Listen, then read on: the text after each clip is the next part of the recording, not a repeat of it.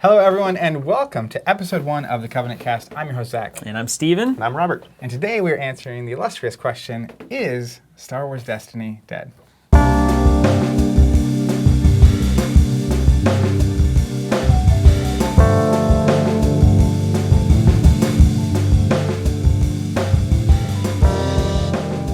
So before we dive in, I'm gonna let you tell us what is the Covenant Cast, Steven. and why should the people watching or listening continue listening or watching?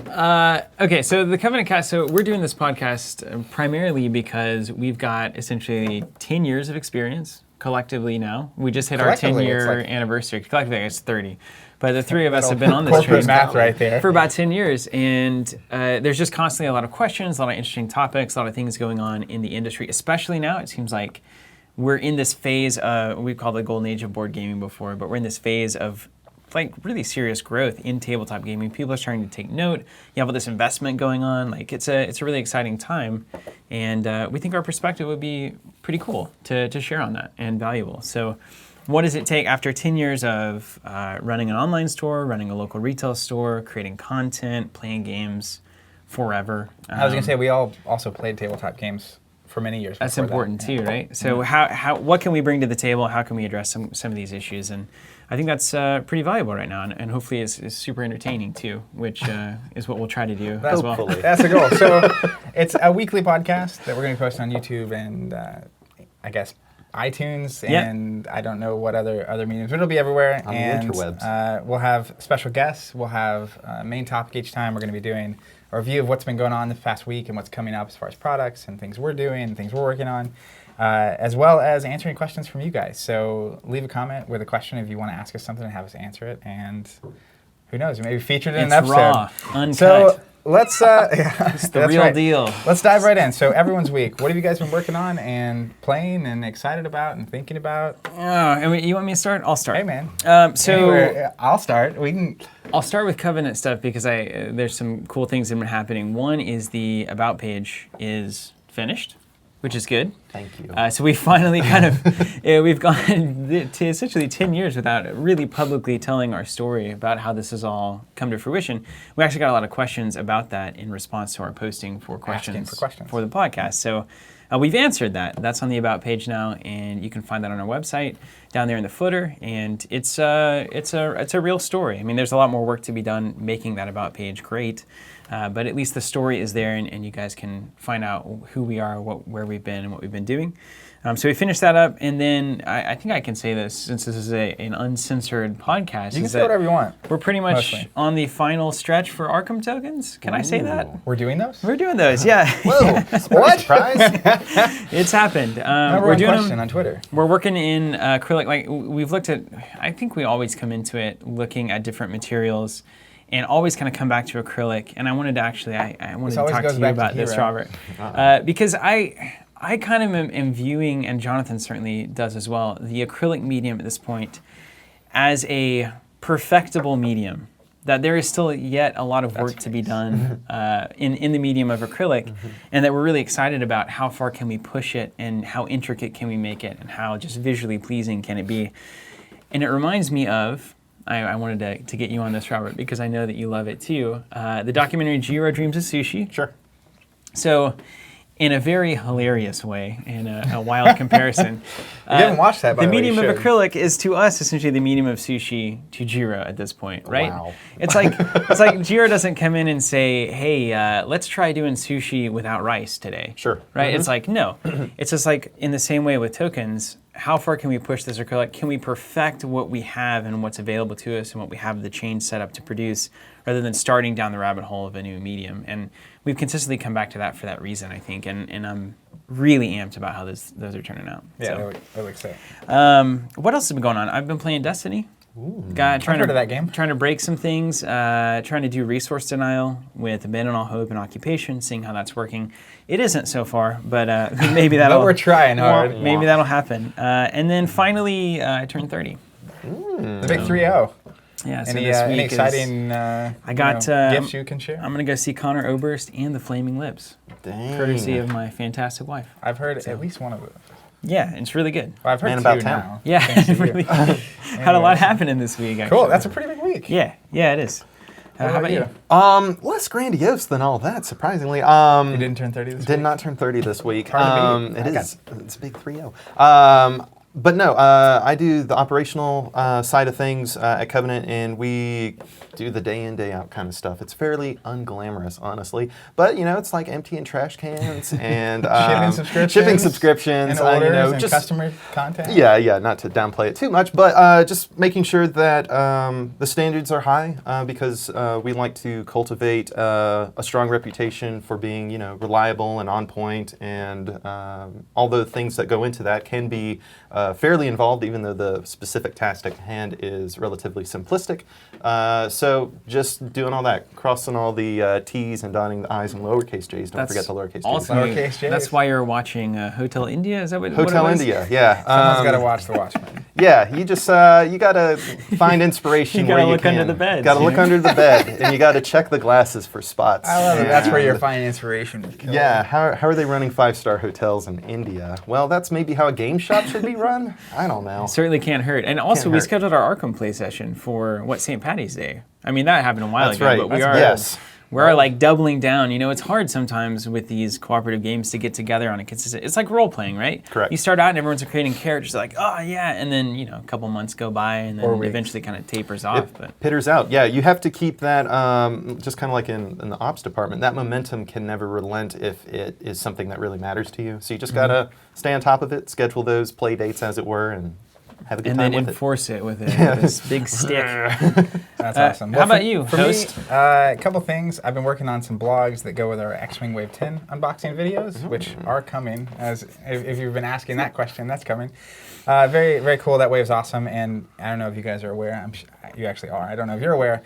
New FAQ this week for X-Wing kind of blew that out of the water, so just kind of reconsidering. I've heard a lot of yelling and whispering in the streets about that. I'm very cheerful. You're cheerful because apparently the things that you've been running were untouched. Well, we don't have to go into that. I don't need to modify my list at all. And then, we actually, so this coming week, we're celebrating 5 years of our local tabletop store here in Tulsa, Covenant, Tulsa.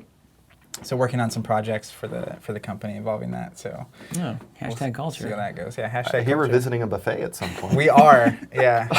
You can imagine the kind of culture that runs through these veins. All right, so without further ado, let's get to the meat of this episode, which is Star Wars Destiny dead? Interesting. And I think to answer, really, to even approach answering this question, we need to run back, right? Let's take it back a little bit and walk through what has happened with Destiny so far. Well, as luck will have it, I did make some notes about this. That's very fortunate. I wasn't really ready to do that myself, but I'm glad that you're prepared. Let me share with the folks out there. So if you don't play Star Wars Destiny, you can at least follow along, knowing kind of your game may have gone through this or may go through this in the future. But if you haven't played Star Wars Destiny, you're probably aware of this timeline that goes as follows. Step 1: Destiny is announced. Officially. And then we get to see it at Gen Con. I think the general reception was lukewarm, honestly. I didn't get the feeling that everybody was just like, oh my gosh, we even weren't particularly... Well, I was going to say, so I've literally played every Star Wars tabletop game ever. Yeah. And still own, right? It's like I have my Star Wars TCG decks, my Wizards Miniatures decks, my Star Wars TCG decks. You even bought cards recently to fill out old decks. Well, when you're young, it's like you can't spend $100 on Emperor Palpatine Ultra Rare. Right. And when you're not as young, you can make that mistake. Even the Young Jedi and the Epic Duels board game and all that. And so, as someone in Star Wars LCG and even the RPG I own, as someone who is so into Star Wars and tabletop games, I am the core audience. Right. I am. If you don't hit Zach, then you may as well leave. You've probably missed on the Star Wars front. So that said, though, it got announced, and the announcement, the dice look really big and really colorful. The game seems very simplistic, and maybe even it just looks like it maybe is made for big box stores for mass audience and kids. For the kids, yeah. And just reading it, it was I had this I would love the idea of an awesome Star Wars collectible game made by FFG. Yeah. Just thriving in this huge community, but at the same time, it was I got to play it before I'm even close to signing off. So the reception was very lukewarm. And also at the same time, I think we were aware that this was a Star Wars collectible game, right? No matter how it comes down the pipe, this is something we need to be aware of as a business also. But then personally, it's like, well, is it going to pass the cut? Is it going to jump the bar? Whatever saying you want to have. So that happened. The announcement happened. It was kind of like, okay, interesting. And then we played it at Gen Con, and it was like, okay, it's fun. Possible. Fun. We'll see about the depth. Yeah, and so that all happened, and then we had the original Awakenings gets released. Print run happens. Game goes out, and come to find out, everybody loves it. Important note here, too. They had a pre-release. They did. In November, and I think that's really when the tide turned on public perception, because the internet was very much, we had posted the demo from Gen Con. Ye old internet. And it was just kind of like... It was a very cool reception. Even locally, it was like, interested, I'll buy some starters and check it out. Then the pre-release happens. People get their hands on starters, people get their hands on boosters, and as it turns out, this game is incredible. It's incredibly fun. There's a lot to explore. It's wide open. Checks a lot of boxes, honestly. It does. It checks a ton of boxes. And even just the way they package it as a collectible game, smaller sets, limit of 2 cards per thing, 30-card decks. You don't need as many cards. It's not as expensive as a lot of those collectible games. And almost on a dime. And this is like a couple weeks before the game comes out. Yeah. Public perception goes from to like everyone wants all of it. Yeah. All of it. And when you're playing, many collectible players have a switch that is either I'm playing and getting all of it, or I'm not playing at all. Right? And so it's like, I need 6 boxes now. So that happened. So then it blows up. It goes dry. I mean, this is around Christmas. It dries up. Yeah, and they released it in waves. Waves, yeah. Some waves coming out. So it's like, I think it was 3 or 4 waves. So you're dividing supply by 4. Initial wave comes out. It's sold out before it even hits. Gone. Boom. Second wave comes boom, out. Sold it's out. Gone. Third wave. Gone. Fourth gone. wave. And by the time the first wave sells out, now there's pandemonium. Yeah. It's like, when it's available now and you can buy it, people are buying it. Yeah. Like the kind of pandemonium that a collectible game can only create. Well, yeah, and the kind of pandemonium that instantaneously made this secondary market that I think just in terms of the macro storytelling and perspective of what Destiny has gotten to at this point, it's like there is a fever pitch, unmitigated, like, anywhere I can, I want to get my hands on it. Yeah, and prices got inflated. You see posts online where it's like, went into a store today, they had 2 boxes. Yeah. I've already bought 5, but I'm going to buy 2 more. And then you had online boxes going for $200, $300, singles, Vader going for tons of money. Yeah. Anyways, $80. All right, so all that's going on, and then that creates a general sense of unrest in particularly the louder 1% of the community, I would say, which is, hey, why didn't they print more? Why all this kind of stuff. So amid all of that, Spirit of Rebellion is announced. The next set, which normally is a very joyous occasion, and to many people it was a very joyous. There's a new characters, Krennic, these guys are coming out.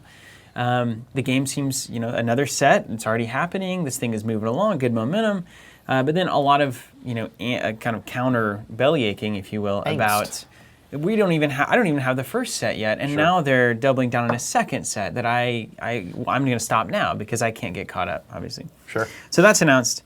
So then, amid all of this, a little bit later, you have the reprint announcement that happens, which is addressing those concerns about Awakenings.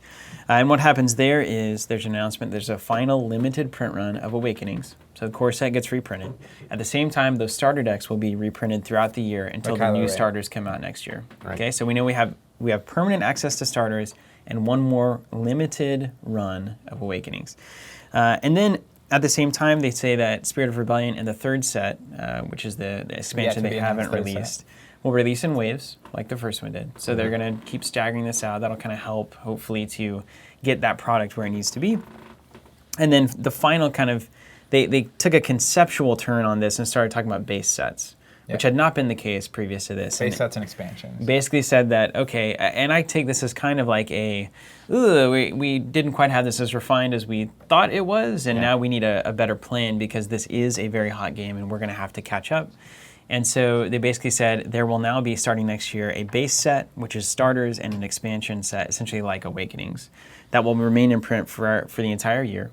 And then there will be 2 expansions that will get 1 print run each. And so like Spirit of the Rebellion and set 3 are expansions. Yep. Now, they're not calling Awakenings a base set, and I think the reason for that is because they can't promise to keep it in stock for the rest of the year because they just weren't prepared on a manufacturing level to do that.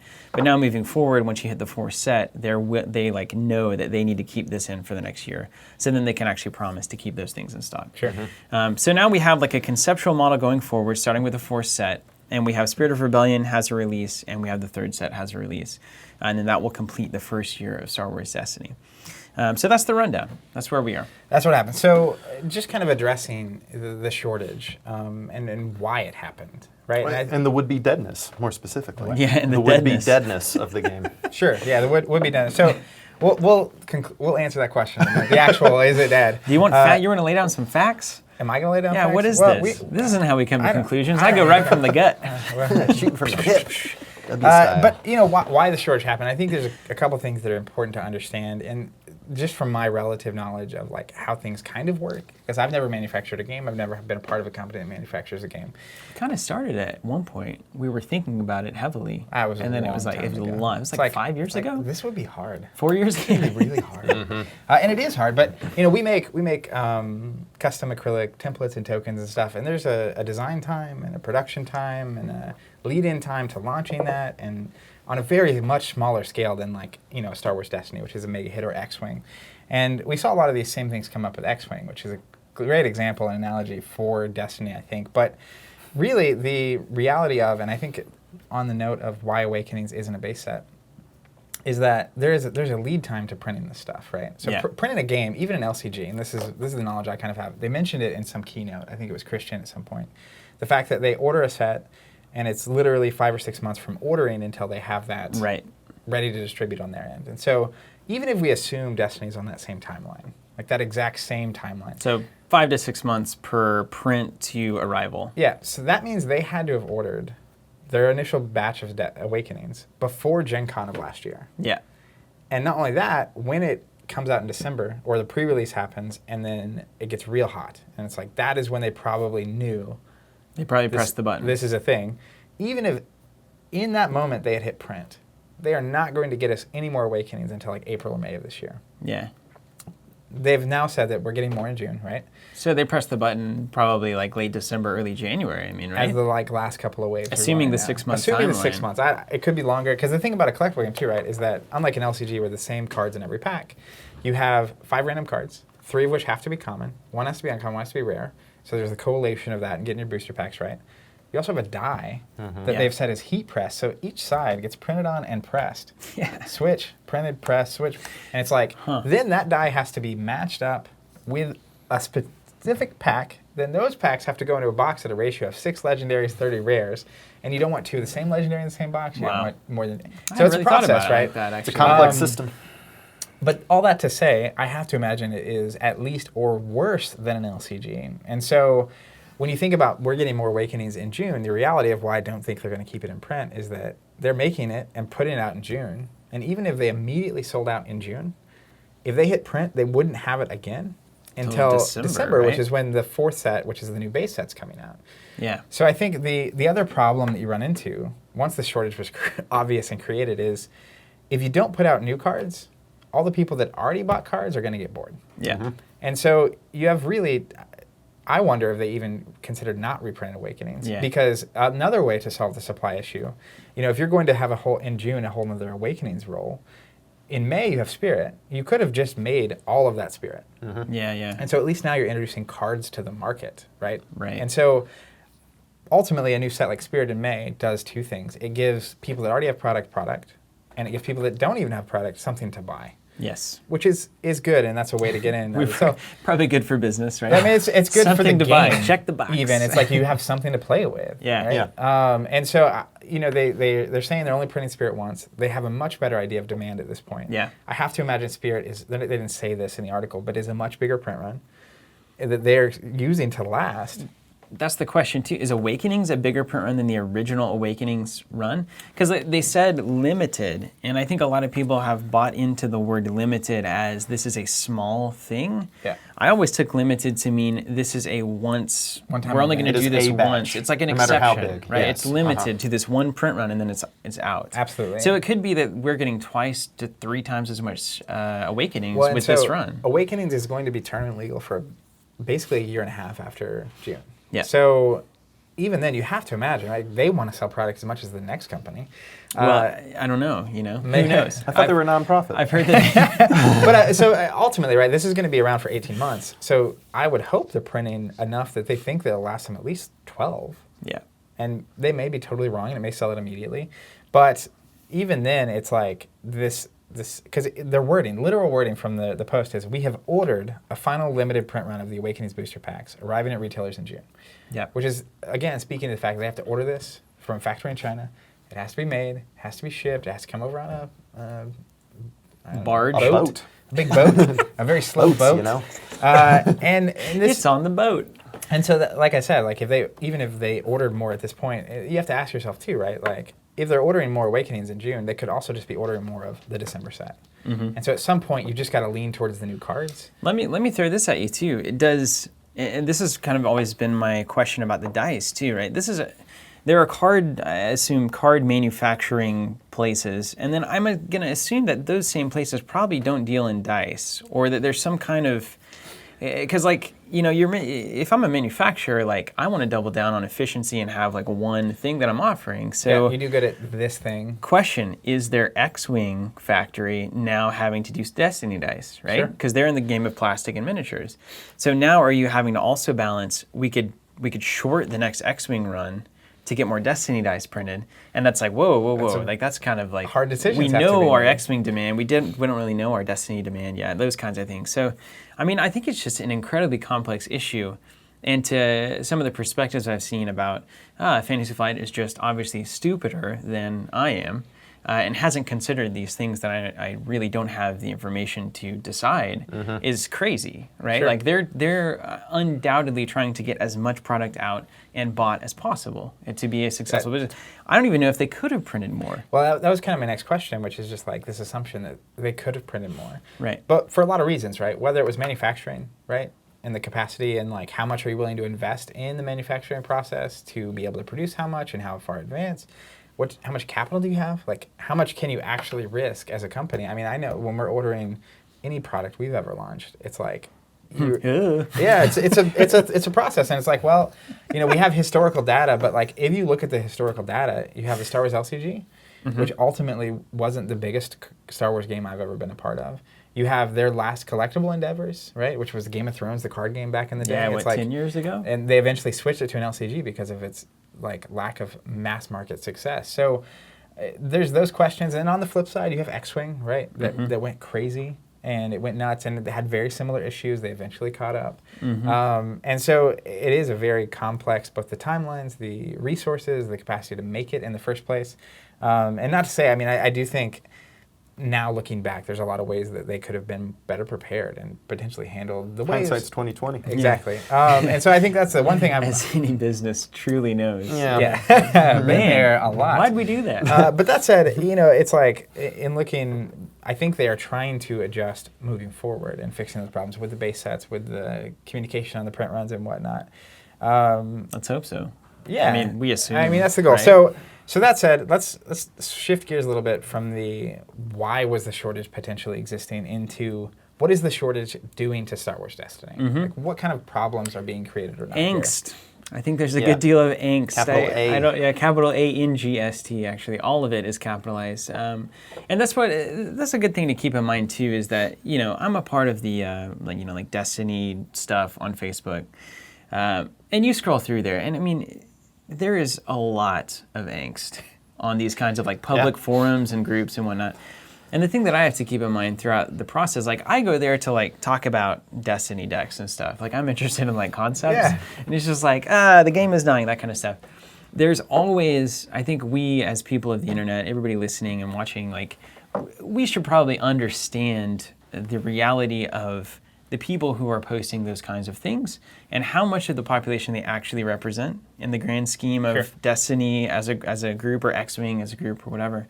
And I think it's a pretty small percentage. So, you know, the internet enables these vocal minorities to basically raise an issue and like kind of perpetuate it, right? But I think the vast majority of people who are interested in Destiny are really just more interested in the game and the concepts of it, and you know, thinking about decks, and even the people who don't have the product yet.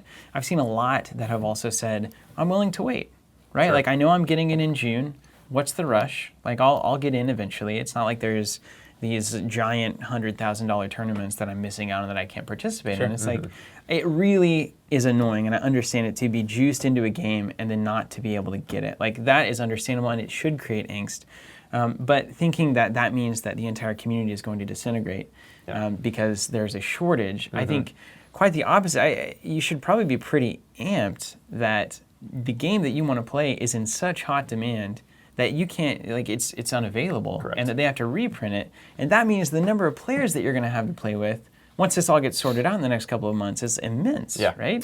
Well, and I think one of the most telling signs to me is you see there's a lot of people that get nervous about, on the Facebook groups and various online forums and whatnot, people are posting, I'm selling my collection because this stuff. To who? But the thing is, like, every time one of those gets posted, it's like within an hour it's sold. Yeah. Which means that someone else is playing. Like you aren't playing, but you are. And the real implication of this, though, right? The shortage is a problem, and it's one that I would hope, and I know FFG is taking very seriously, which is it does create issues because your other local players can't get it, and so the communities are smaller and restricted, and there's not prize support for tournaments, right? As a store, it's like I would love to be able to host tournaments where we can give away booster packs. And it's like, well, they're gone. Like, they're gone.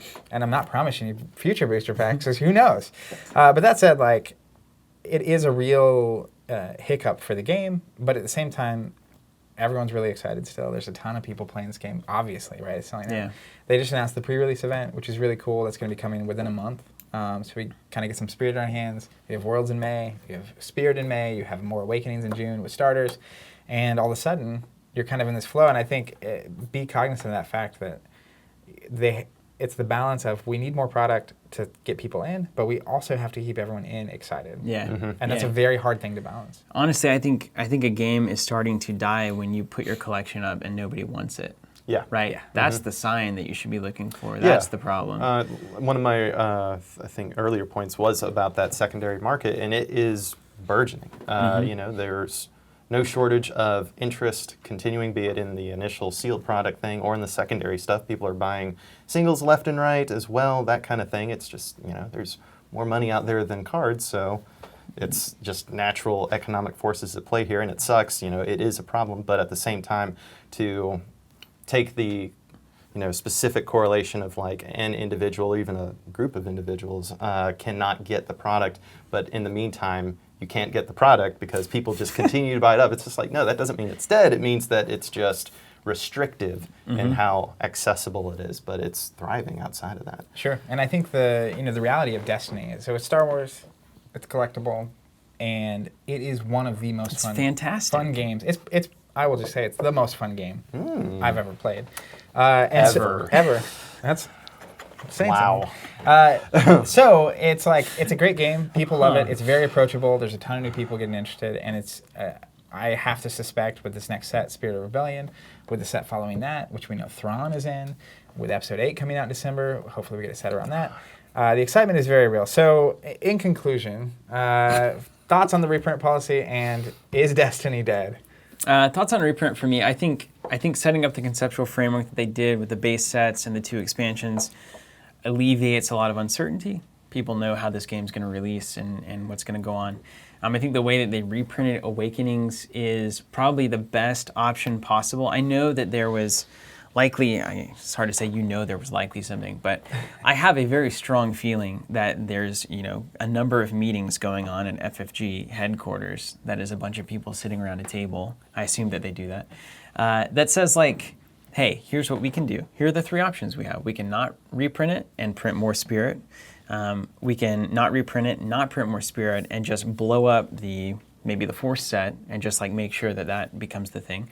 Or we can reprint Awakenings, and hopefully it'll be in enough stock to carry us through until the next base set. And they could have also like printed Awakenings, waited on Spirit, delayed it 3 or 4 months to just make more Awakenings. Or they could have said nothing. Or which just say nothing, do whatever you want. So I think it's the best that I could hope for, probably. If I were a player without product, and I don't have a lot, honestly, but if I were sitting here with nothing, I would be happy to know that in June I can get more. Sure. And I would be working right now to try to make that happen 100%, like pre-ordering and talking to my local store and that kind of thing. Yeah, and I think the one thing they did leave to be desired on that announcement was not at least referencing the fact, are you making more? Like, not just printing more, but like, How big's the dose? Spirit How big is the dose? Is Awakening's bigger? And I know committing to numbers is difficult because you're putting yourself in a situation, but not saying anything. It's like if you say limited Awakening's print run, it's like, does that mean there's like 1,000 more boxes? It leaves a lot to be interpreted. Truly. Should I? Yeah. And so even I suspect that they are printing a lot, and I have no knowledge of that. But like both with Awakenings and Spirit, I think they are probably upping the game. Demand is very high. People are into this game, and if they are committing to only printing Spirit once, I have to imagine they want to print as much as they think they can possibly sell. Yeah. So my conclusion is not dead.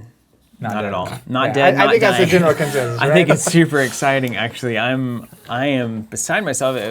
Similar to you, it's super fun because it's such a small deck that you can make small changes all the time and see results. Now, honestly, see those cards every game and play with them, and that's super addicting. Like your big 60, 70 card deck games, like that's not always the case, right? And so it's very fast. It's very easy to learn. It's very fun to play. We can sit down for 10, 15 minutes and play a game. Yeah. Which these days, as my old 30-year-old self will tell you. Now you can officially claim old. It's exactly what I'm looking for.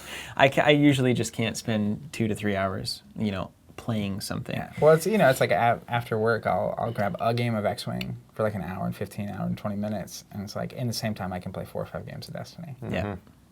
It's attractive. So. What about you, Robert? Is it dead or not? You're the ops guy. Totally not dead, in my opinion. But to wax across the whole situation, particularly in the latter half of the reception to the supply-demand issues since its release, it is a kind of, at least for FFG ANA, damned if they do, damned if they don't kind of situation. They have 2, if not 3 groups. The 2 obvious ones, of course, are just the people who have and the people who don't have, the haves and have-nots. And to serve both groups with a very obvious disparity between them is a very difficult thing, a tall order, and with supply and production constraints, all the harder. So you can only assume reasonably that FFG and ANA is doing everything they can to serve the customers and thusly themselves. So I think the relative hand-wringing about, the sky's falling is premature. But we'll see what happens when Spirit Rebellion is dropping. But I really think it's just going to be clear skies, calm waters. Like, nobody buys it? Is that Yeah. Well, I think that's what, so for me, it's, I definitely understand where the angst and frustration comes from. Like, I totally get it. But I also get the other side, which is like the impossible task of producing enough without also sitting on millions of units of something that 100%. Actually makes you not profitable at all, or makes you maybe lose money and have to. It's a nightmare. But the game is thriving. There's a ton of players. It's very exciting. I'm super pumped for the next set. I can't wait to get all those new cards, and I'm very much looking forward. Just like X-Wing, which is the first wave came out, it was gone in a week.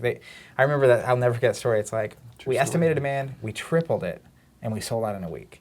And it's like, whew, that is crazy. But that said, within a 12-month window, we had stock of stuff. There were plenty more waves out. They kept people engaged, and the game went on to be one of the biggest miniature games ever. And even to kind of compare it to other things, it's kind of apples and oranges, but the supply and demand picture is similar. Looking at what happened with this new Arkham LCG, it is non-competitive, so that puts in a completely different scenario because people don't feel that same kind of pressure to have the latest materials to play with, but an unlooked-for success proportionately compared to other LCGs that they've launched, even with, it seems like year after year when they launch a new one, it's like, oh, we are anticipating demand better than ever. We're doubling down on production and supply. But even so, it's like this one has blown up, and that first Mythos pack and the first expansion, everything, where'd they go? They're seemingly evaporating just in people's hands. So they're a big company. They have a big following. It's really hard to know exactly what you need to do at the onset of something new to ensure that everybody's getting what they want. And I think it's a really cool sign, too, of tabletop in general, which is you have a game like Arkham that came out, because they had the old Call of Cthulhu LCG.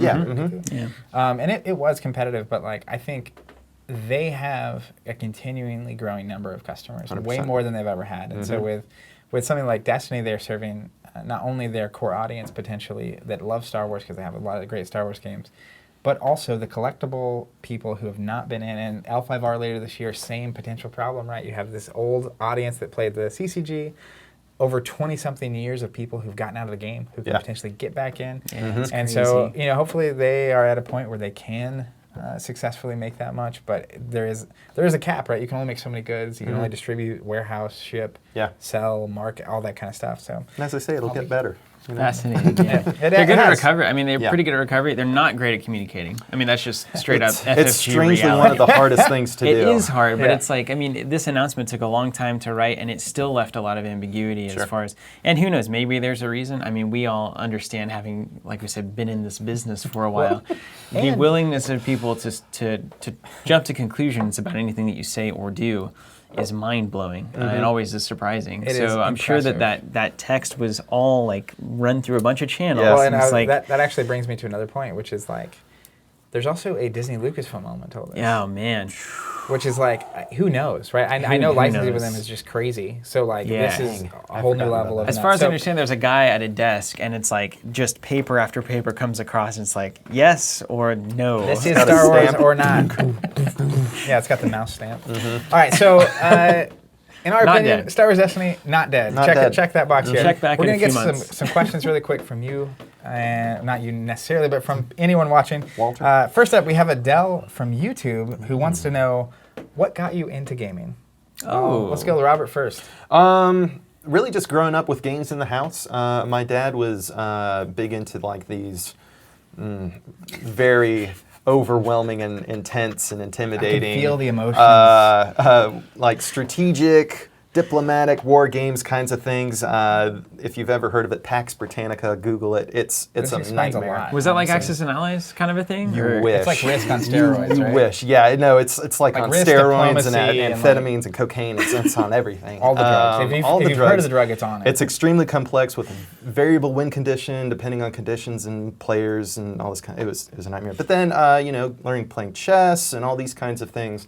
It really just familiarized me. It made it seem like something that was routine, acceptable. Because if you're not familiar with those things, there will be this, it's like, oh, that's alien and weird and strange to me. I don't like it. I like my computer games and nothing else.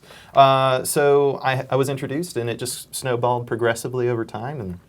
And you're actually the one person in our crew who actually did play Magic pretty extensively. Magic. Yeah. I got into it just vaguely, but quickly moved on. But yeah, you're the one flying the flag of serious magicer. Yeah, it's awesome. That's awesome. Well, so actually, it's a good story. My uncle, who was constantly overseas and was on like an oil boat of some kind, exploring, looking for seismic activity and where the oil was, and all that. So he was on a boat for like 7-8 months, at a time before he'd come back to the States.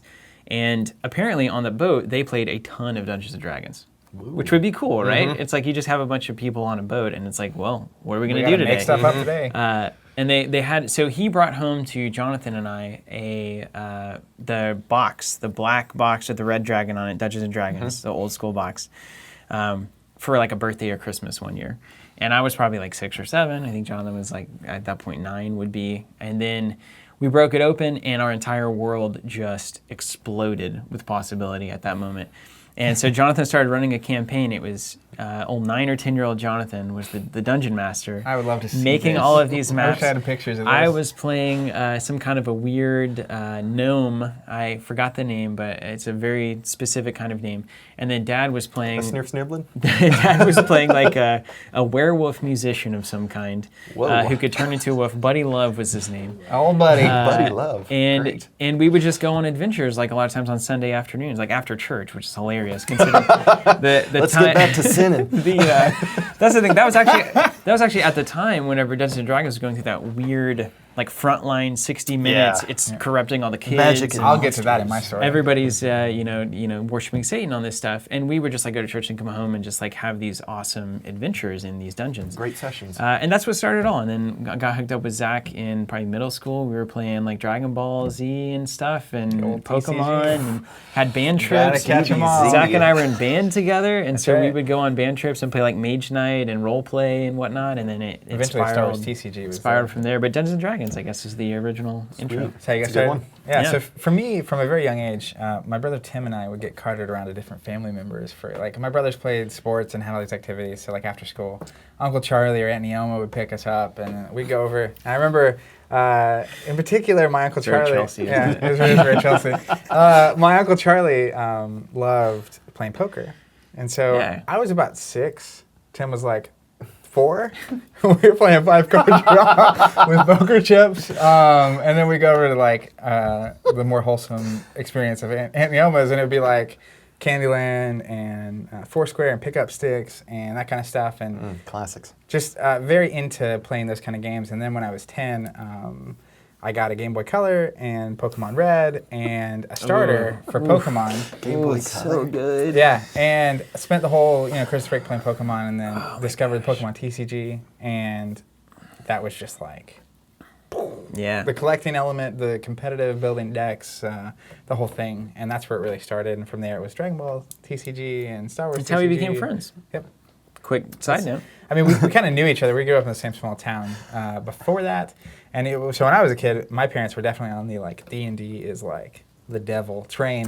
Yeah. And so I remember, in band, it'd be like they'd be playing D&D, and I was like, I can't get caught in this. But at the same time, I remember. So the second after Pokemon was innocent enough, it's right? It's true. It was serious, man. Pokemon was innocent enough, but then Dragon Ball Z TCG had a dragon on the back. And so it's like I remember having sleeves, and it's like I do not want the back of the sleeve being shown to my parents, just out of fear of getting it taken away. And ironically, our school mascot was a dragon. So, Good there cover. you go. But that's how I got started. It That's lines a up, short checks version out. of a long story. Next question. Nothing fishy here. From, it looks like Philo Master on YouTube, which is, what are your thoughts about FFG's policy of rotation for LCGs versus rebooting a system such as the Agate LCG? Okay, so basically you have two options. You can rotate the card pool and keep it fresh, or you can just reboot the game once it gets too big every time. Correct. I don't think people would really get down with that, would they?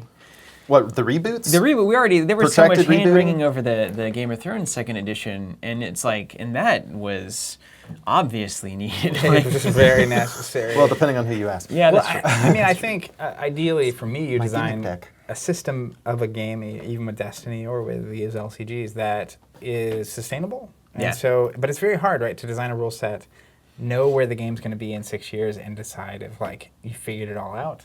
And like, here's what I'll say, man. I think the unspoken reality here is that Fantasy Flight has no idea how to sustain the LCG format, right? Like they're trying, seems to be much everything.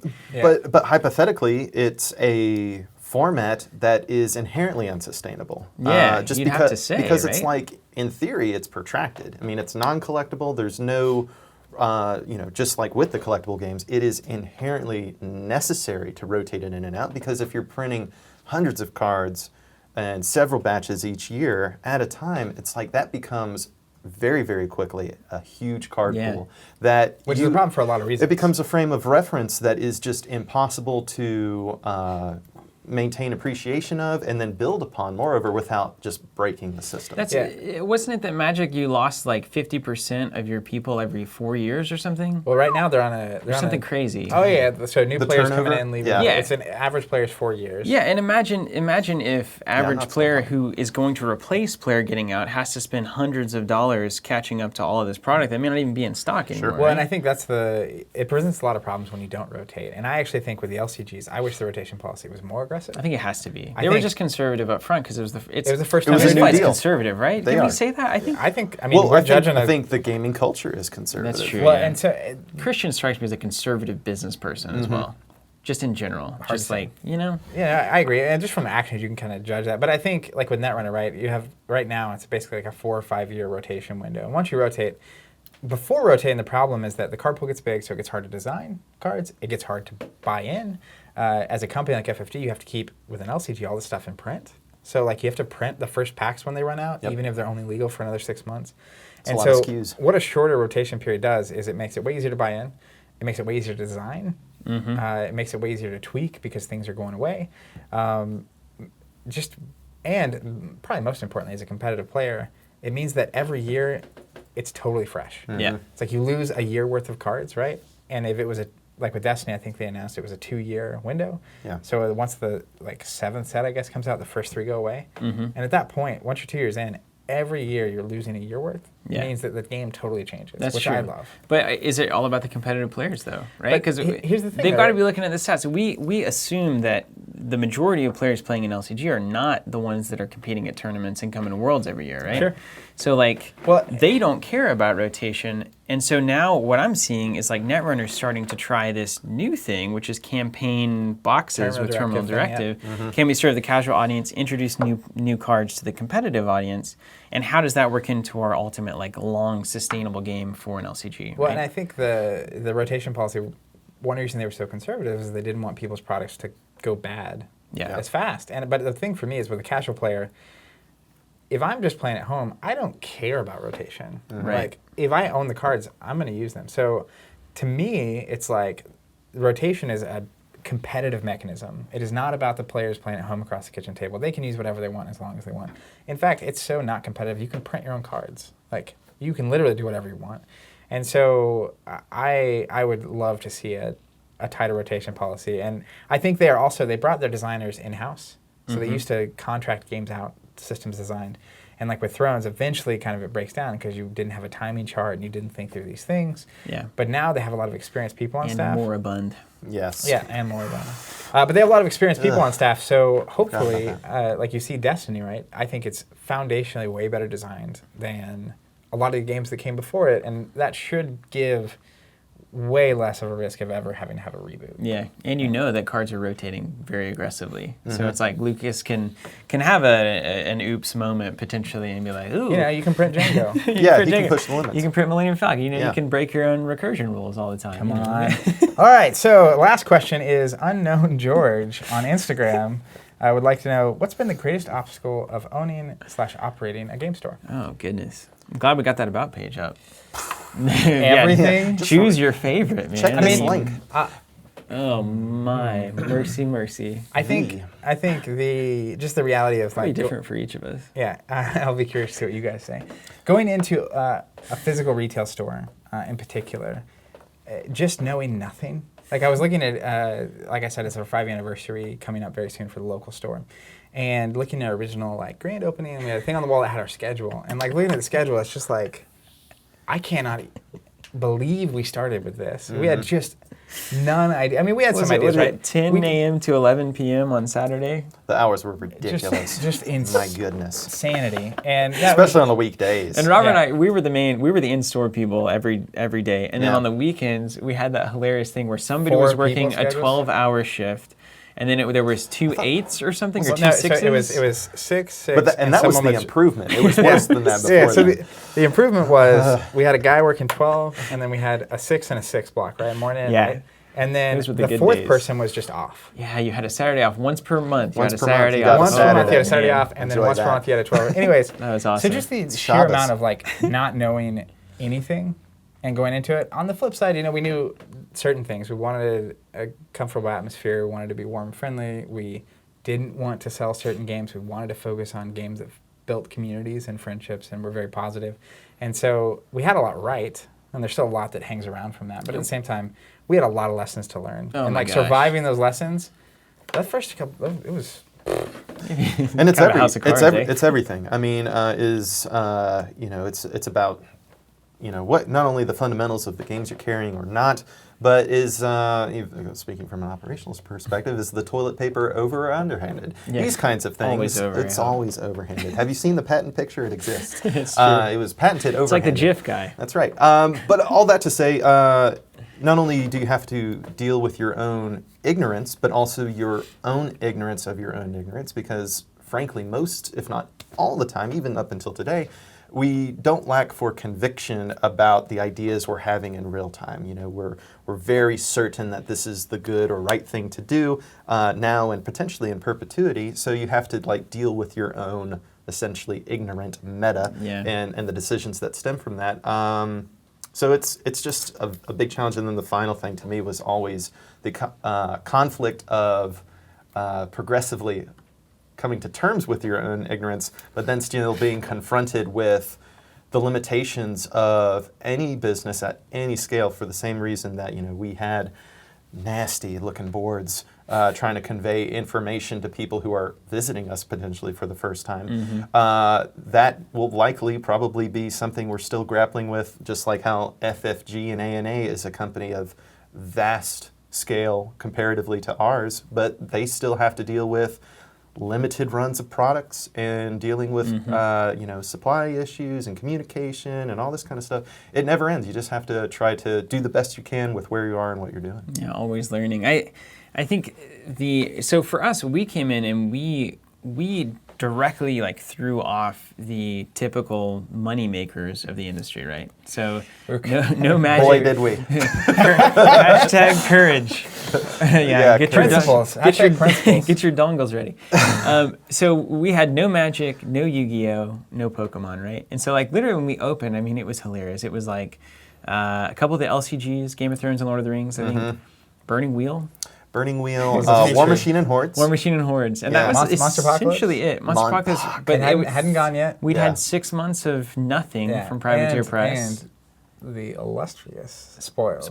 Illustrious Spoils. Yeah, Spoils, which at that point, about that time, was saying like, yeah, we're done. It was fizzling. Well, that was the like, it had within the past year been bought by Arcane Tinman. And it was kind of like, Looked hey, hopeful. we're looking at rebooting. And we were like, all right, well, we love this game, so we're going to keep doing our thing. So I think the biggest challenge for us up front was just like, how do you create a store model that actually works without a ton of kids buying a ton of booster packs? Yeah. Right? Like, is it even possible? That was the question we were asking, right? Yeah. And so we tried it, and like the amount of things in the way of that was immense. It's like, how do you get enough people in store to have an event, right? Like that's what we wrote in the About page is, like, you have to be willing to play at any moment. Yeah. Like, Robert and I had to be ready with decks of anything you need, because the first couple months of a store opening, you might get an early wave or something, but once you're not getting the Yu-Gi-Oh, Pokemon, whatever circuit people, then it's like, okay, the people coming in need to be able to get a game at any point. They need to feel like they're in a comfortable space, feel like you're taking care of them, and they need to, definitely on the business end, be tempted to buy whatever products you're trying to sell, because we That's how you survive. And at that point, we were realizing we had no real way to capitalize on people being in the store, right? No snacks, no drinks. So then it's like, when we first started out, it was like we were selling Gatorade because we just wanted to be, We weren't always asking for that. We actually weren't. And then we were like, we need to get some drinks. We need to at least get some snacks in here. And then it was like, well, we don't want to sell pop because like that's unhealthy, so let's sell Gatorade. All this kind of stuff is going on. So the biggest hurdles, man, are just like, do you have the determination to learn? Because every business owner I think will tell you, and we listen to people I think throughout our lives talking about business, especially you, Zach, that's your degree. But you just can't explain it. You just gotta. You take chances, you learn so much. The culture between all of us, I mean, it had a long way to go before we actually could run a business together successfully. We've never built a company? Yeah. From nothing? So it's just, man, you just have to get through. I think the biggest obstacle is just keeping your head down and not getting discouraged enough to stop. Yeah. And you'll get there. You got to be willing to endure pain and sacrifice, honestly. Yeah. Sure. Lots of that. Well, that about does it. Thank you guys. Have we done it? This is the first We've done one. it. First episode. Thank you guys. It'll get better. It'll so get much way better, for watching. I think. Thank you for your questions. If you want us to answer your questions, please leave them in the comments wherever you're seeing this. And you can obviously subscribe on YouTube or iTunes. And we'll be back next week with another episode. Let me think. Listen next week. We're going to be talking about crazy stuff. Are we going to talk about X-Wing next week potentially? Probably the X-Wing FAQ. Talking about the X-Wing FAQ. Cool. So we'll see what happens. Anyways, you guys keep playing.